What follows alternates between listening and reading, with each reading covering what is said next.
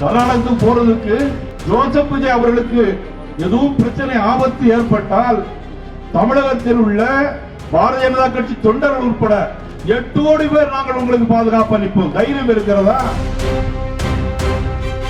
ஒரு முதலமைச்சரை பார்த்து வா என்று சொல்றது, அதுபோல வேண்டாம் என்று சொன்னால் உண்மையிலே தமிழர் என்ற முறையில் ஜோசப் விஜய்க்காக நான் வருத்தப்படுகிறேன். என்ன தெரிந்தால் எங்களுடைய முதலமைச்சர் ஜோசப் விஜய் நேற்று சிவகுமார் ஸ்டேட்மெண்ட் சொல்கிறார், நீங்க ஹெலிகாப்டர்ல வாங்க, தனியாக பேசிக்கலாம். அன்னைக்கு தீர்மானம் போட்ட நமது தலைமை செயலர் அண்ணாச்சி பொன்னார் அவர்கள் தான் சொன்னாங்க, நீ தனியா போனா எதுக்கோ தனியா உன்னுடைய சொந்த விஷயத்தை பேசுறதுக்காண்டி போற, ஆனா நீ அங்கீகரிக்கப்பட்ட கட்சிகளை தான் கூட்டிட்டு போனா தான் நாங்க உன்னை நம்புவோம்.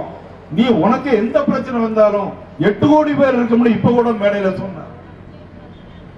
கர்நாடகத்துக்கு போறதுக்கு ஜோசப் விஜய் அவர்களுக்கு எதுவும் பிரச்சனை ஆபத்து ஏற்பட்டால் தமிழகத்தில் உள்ள பாரதிய ஜனதா கட்சி தொண்டர்கள் உட்பட 8 கோடி பேர் நாங்கள் உங்களுக்கு பாதுகாப்பு அளிப்போம். தைரியம் இருக்கிறதா? உங்களுக்கு பெங்களூர் போறதுக்கு தைரியம் இருக்கிறதா? ஆனால் வா வா என்று கூப்பிட்டு விட்டு இப்ப நீ வராதன்னு சொல்ற. ஒரு முதலமைச்சரை பார்த்து வா என்று சொல்றது, அதுபோல வேண்டாம் என்று சொன்னால் உண்மையிலே தமிழர் என்ற முறையில் ஜோசப் விஜய்க்காக நான் வருத்தப்படுகிறேன். அப்படி சொன்ன கர்நாடக சிவகுமாரை நான் பாரதிய ஜனதா கட்சி சார்பாக நான் பலமாக நான் கண்டிக்கிறேன். என்ன தெரிந்தால் எங்களுடைய முதலமைச்சர் ஜோசப் விஜய் எதிர்கட்சியாக இருக்கலாம், நீ வா என்று சொல்வது, பிறகு வர வேண்டாம் என்று சொல்வது என்ன உன்னுடைய எளி?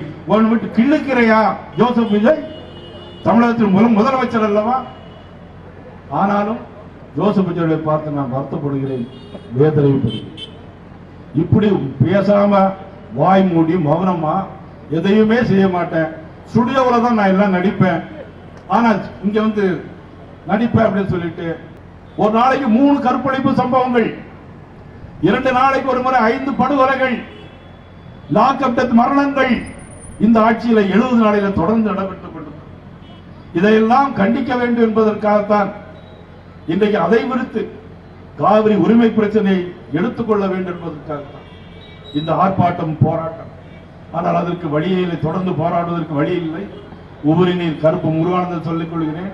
மாவட்ட தலைவர்களுக்கு உங்கள் அனைவருக்கும் எனது நன்றியை தெரிவித்துக் கொள்கிறேன்.